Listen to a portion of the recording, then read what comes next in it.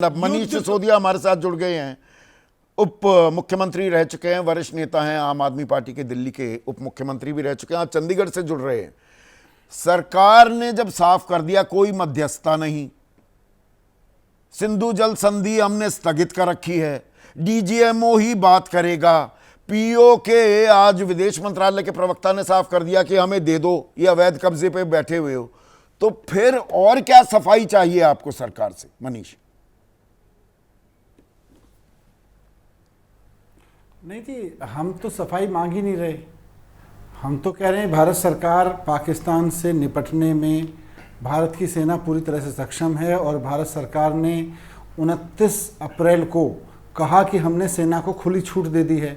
बहुत अच्छा लगा, क्योंकि 22 अप्रैल वैसे तो पाकिस्तान जिस तरह की हरकतें करता है, हर वक्त हर आदमी का गुस्सा पाकिस्तान की मतलब हर भारतीय को गुस्सा आता रहता है हम सबको कि पाकिस्तान इस तरह की हरकतें क्यों करता है।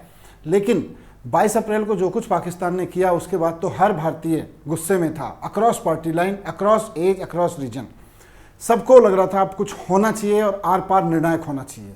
29 अप्रैल को भारत सरकार आके कहती है, मोदी जी आके कहते हैं कि भाई हमने खुली छूट दे दी है। बहुत अच्छा लगा कि खुली छूट हो गई, अब निर्णायक होगा। और निर्णायक हुआ 7 तारीख को। एक बहुत शानदार, हर भारतीय को सुकून देने वाला, सम्मान देने वाला काम भारत की सेना ने करके दिखाया।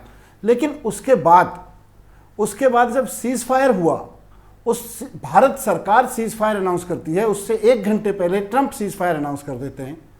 मोदी जी आके भाषण देते हैं, उससे पहले ट्रंप आके कह देते हैं कि भाई मैंने भारत और पाकिस्तान दोनों को व्यापार के मसले पे धमका दिया था और दोनों को व्यापार करना है तो उनको युद्ध बंद करना पड़ेगा। भाई क्या भारत के मतलब क्या अमेरिका के राष्ट्रपति मध्यस्थता कर रहे हैं? क्या भारत ने ये स्टैंड ले लिया है कि कश्मीर के मसले पर या पाकिस्तान से निपटने में अमेरिका की मध्यस्थता? भारत सरकार ने साफ कर दिया है, कोई मध्यस्थता नहीं हुई है। और पाकिस्तान ने, डीजीएमओ ने उनके गुहार लगाई कि भाई बहुत हो गया, हम तो बिल्कुल घुटनों पर आ गए, तो युद्ध विराम कर लो। कल राष्ट्र के नाम संबोधन में प्रधानमंत्री ने यह भी साफ किया कि पाकिस्तान ने दुनिया भर में सीज फायर की गुहार लगाई और हम पाकिस्तान से सिर्फ आतंक और पीओ के पर ही बात करेंगे और कुछ नहीं, नथिंग मोर नथिंग लेस। निश्चित रूप से भारतीय सेना की ताकत के सामने पाकिस्तान को एक गुहार लगानी ही चाहिए और लगनी ही चाहिए और लगी। लेकिन सवाल यह है कि जब पाकिस्तान ने गुहार लगाई तो आप केवल एक फोन कॉल पे मान गए।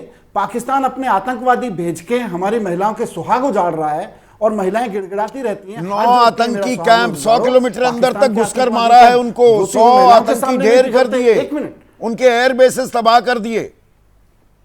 बिल्कुल ढेर किए। लेकिन आपने पाकिस्तान ने घुटने किसी कोने में आपसे फोन किया और आप फोन पे मान गए। उनके प्रधानमंत्री को बुलाते हैं, इस देश में नजीर है इस बात की। 1971 में प्रधानमंत्री को बुला के हस्ताक्षर कराए गए थे। आप जब कह रहे हैं, देश को बता रहे हैं, मैं प्रधानमंत्री का भाषण बाकायदा पढ़ देता हूं जो उन्होंने बोला कल। भारत की आक्रामक कार्रवाई के बाद पाकिस्तान बचने के रास्ते खोजने लगा, परिणाम स्वरूप तनाव कम करने की गुहार लगाने लगा और परिणाम स्वरूप 10 मई की दोपहर पूरी तरह पिटने के बाद संपर्क किया। और फिर हमने, जब उसने कहा कि कोई आतंकवादी गतिविधि या सैन्य दुस्साहस नहीं करेगा, आप लिख के ले लेते प्रधानमंत्री जी से, आप उनके डीजीएमओ से लिख के लाते, रखते देश के सामने। 1971 में मानेंगे उड़ी के बाद जो सर्जिकल स्ट्राइक हुई, पुलवामा के बाद जो बालाकोट एयर स्ट्राइक हुई, उससे भी कहीं ऊपर ये ऑपरेशन सिंदूर था। ऑपरेशन सिंदूर की सफलता के लिए हर भारत का सोना और सीना, सेना के प्रति गर्व से भरा, सम्मान महसूस किया हर आदमी ने।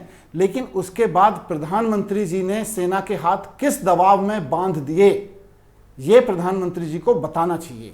ठीक है, ये सवाल आप, कि हमने विचार ये किया। अहम सवाल आप उठा रहे हैं। बहुत बहुत शुक्रिया मनीष, आप अपने बिजी शेड्यूल में ये वक्त आपने निकाला।